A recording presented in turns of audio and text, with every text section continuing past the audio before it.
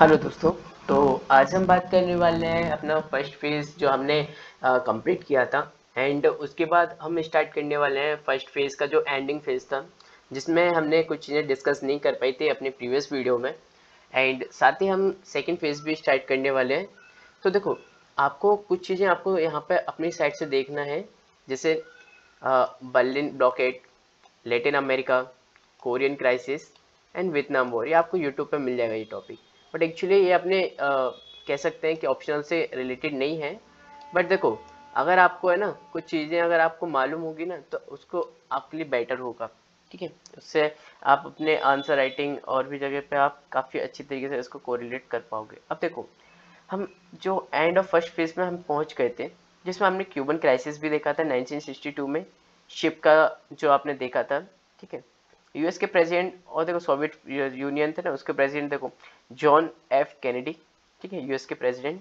And Nikita क्रूशेव जो थे Soviet union के प्रेसिडेंट।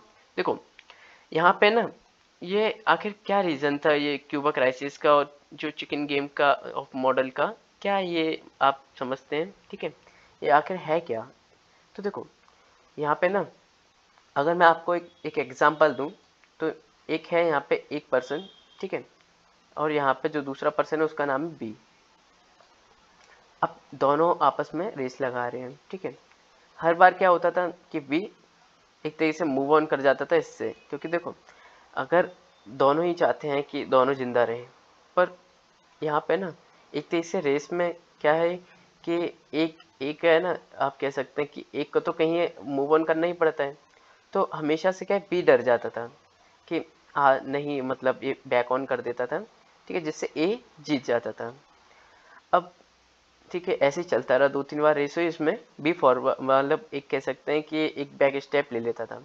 अब दूसरी बार जब एक तरीके से रेस हुई ना, अब यहाँ पे ना बी जान गया कि ए को भी सरवाइव करना है। ठीक है, ए भी उसको भी सरवाइव करना है। तो उसने क्या किया कि अब नेक्स्ट टाइम पे ना, उसने जब रेस हो रही थी ना, उसने फिर बीच रास्ते में अपना हैंडल निकाल के रख दिया बाइक का।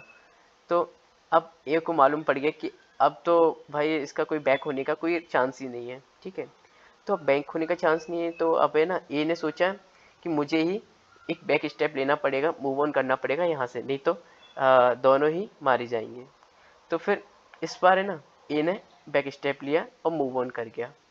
तो इसमें बी जीत गया रेस। तो वही चीज़ हुआ था कि जो यूएस और यूएसएसआर का जो एक तरीके से कह सकते हैं जो कॉन्फ्लिक्ट था ना, ओशन में, पैसिफिक ओशन में।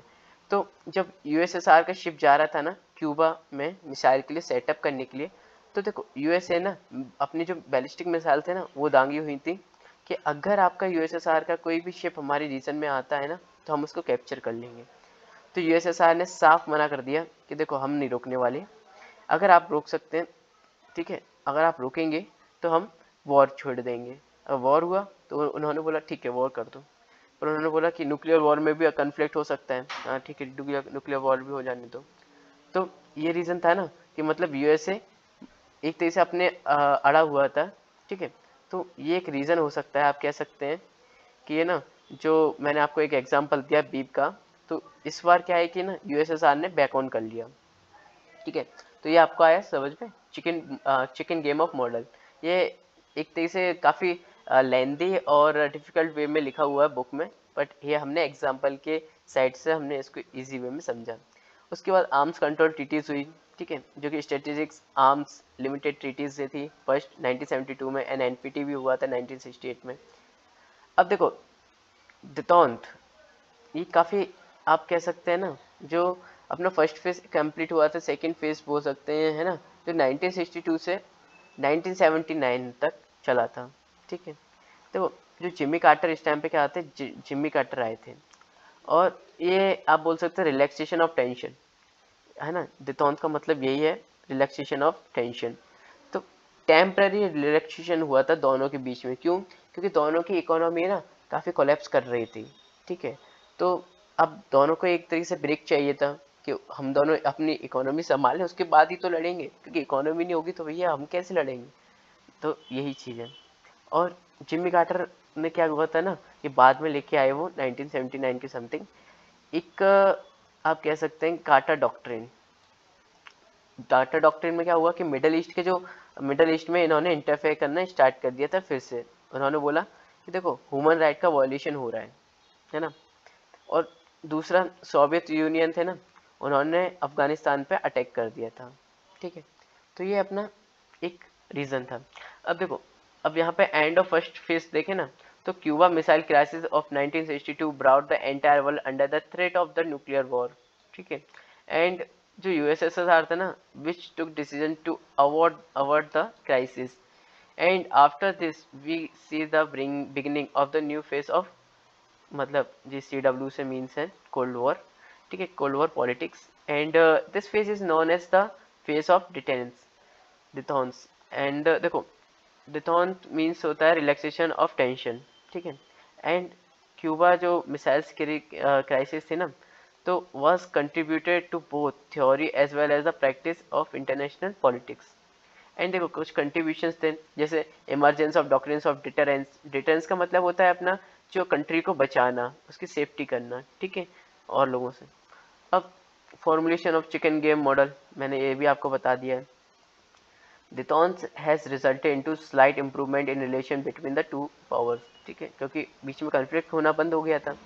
And we see the two powers talking about and taking steps to nuclear disarmament and control, मतलब आर्म्स कंट्रोल के लिए।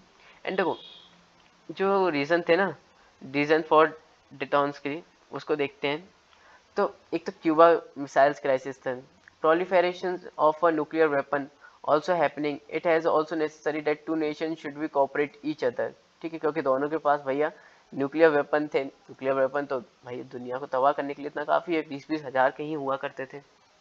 तो डोमेस्टिक कंपल्सन ऑफ यूएसए, तो देखे ना, तो USA economy was a bad shape, dollar was depreciating, USA wanted to concentrate on its economy, है ना। And also for domestic compulsion of USSR economy was also is bad shape, since USSR economy was war oriented economy, है ना। and there was a shortage of consumer goods in USSR, and USSR facing multiple challenges, so USSR also want some time to revive its economy। इसी वजह से डिटॉन्ट का एक तरीके से कह सकते हैं आना हुआ। अब देखो नॉन अलाइनमेंट मूवमेंट भी आ रहा था, get stunted, other power also emerging like western Germany, Japan, France etcetera. उसके बाद देखो there was also fall in the prestige of both superpowers. In case of USA, fall in the prestige because of America's defeat in Vietnam, and in case of USSR, Soviet Union, the fall prestige was because of Yugoslavia, because which is come out of communist bloc। देखो Russia अपन जानते communist थे, और यूगोस्लेविया ना, तो वो communist bloc से भी बाहर आ गया था इस वजह से। And Sino Soviet rift also developing, मतलब ये सीनो जो चाइना और रशिया का वॉर आपने सुना होगा, वो यही था। एंड देखो features of detente was not end of the cold war, it was simply reduction of tension and enlargement of the sphere of cooperation, and detente was simply a result of both superpower intention to some time to revive their economy, and detente was also competition as well as cooperation between two superpowers, and detente was necessity between two superpowers because nuclear arms race not become unsustainable, देखो had not sorry race had become unsustainable, क्योंकि उस time पर काफ़ी लोग nuclear power बनाना और nuclear weapon बनाना start कर दिए थे। तो ये चीज़ें हैं ना, बाकी लोगों के लिए भी एक तरीके से खतरा था। एंड ऑफ डिथॉन्थ, अगर हम देखें डिथॉन्थ को, detente ending during the time of Jimmy Carter who started professing open diplomacy. Open diplomacy मतलब कि उस टाइम पे एक तरीके से पता नहीं चलता था यूएसएसआर में अंदर क्या चल रहा है, तो उन्होंने एक तरीके से उन्होंने बोला कि हमें भी तो बताओ ये क्या चल रहा है, आप ह्यूमन राइट्स का वायलेट कर रहे हो, too much emphasizes on human rights.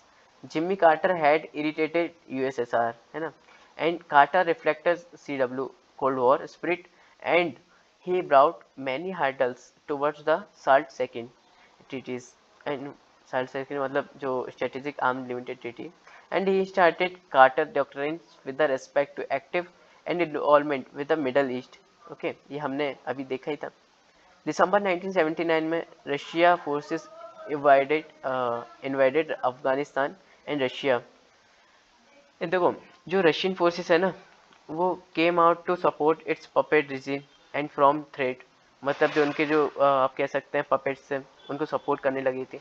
And देखो, जो मुजाहिदीन थे ना, उनके थ्रेट से भी, तो ये चीज़ें होनी पड़ी। And thus we saw the end of detente, this was further confirm by Ronald Reagan's administration and confrontationist approach with the USSR. USSR also reached reactly sharply and hence state set up for new Cold War।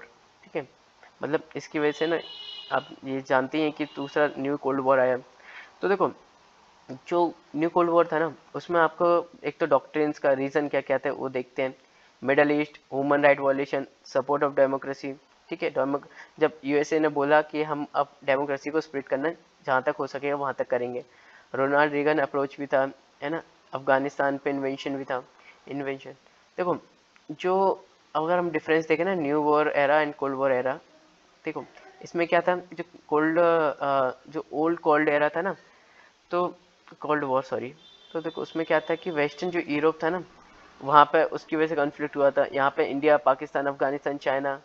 उसके बाद Pacific ocean में हुआ था, हमारे यहाँ पे Indian ocean reason में convention weapon था, बट यहाँ पे रीजन जो न्यूक्लियर वेपन था। ठीक है, अब देखो, हाँ, अगर हम देखें ना second phase of new cold war के बारे में बात करें तो 1979 से 89 तक। देखो 89 में क्या हुआ था कि जो बर्लिन वॉल है ना, वो एक तरीके से आप कह सकते हैं फॉल हो गई थी, गिर गई थी। 1990 देखो 91 में आपका डिसइंटीग्रेशन हो गया था, है ना। तो कई कई बुक्स में आपको 89 और 91 देखने को मिलेगा। तो अगर अमेरिकन स्कॉलर्स की बात माने ना, तो highly intervention policies of USSR in Vietnam, Angola, Afghanistan were responsible for new cold war, है ना। एंड दूसरा, अगर हम कुछ और स्कॉलर्स के बारे में देखें तो cold war never ended, detente was not an end, it was an not an alternative cold war. ठीक है, and it was very much part of Cold War politics. And Soviet scholars believed that the détente was new type of containment and strategies. When USA could not stop the growing influence of USSR, USA realized that Soviet Union become very powerful. Then the USA adopted policies of détente.